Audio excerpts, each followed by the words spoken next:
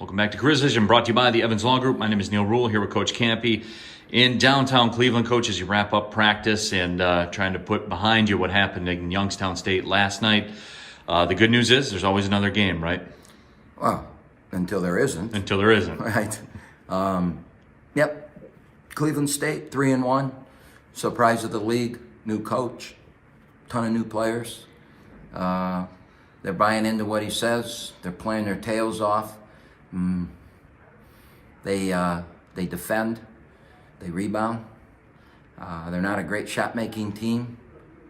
Sound familiar? They're playing with great enthusiasm.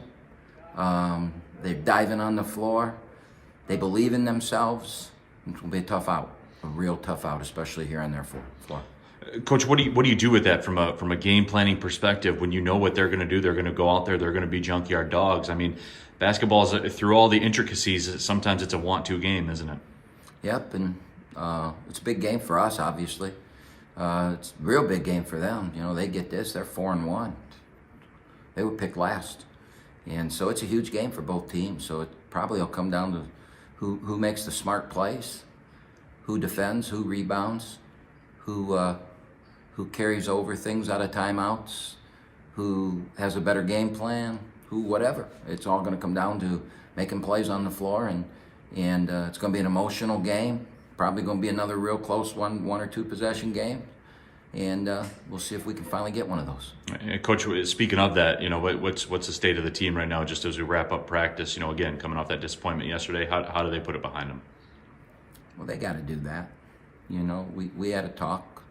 You know, we talked about, the big thing we talked about today is that things that don't kill you only make you stronger. That's some statement some guy a long time ago made, but what does that mean? Do you understand what that means?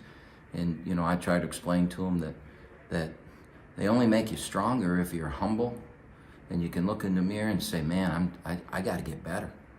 Man, I got to do what I'm coached to do. I got to do what the team expects me to do. You know, we have a saying here. It might sound familiar to football fans, but we have one saying, and that's do your job. I'm sure it sounds familiar, but that team's really good, so why wouldn't we take from that team? Do your job. Do your job. And then the other three-word statement we have is trust your teammate. It's hard to trust your teammate if you won't do your job. So do your job.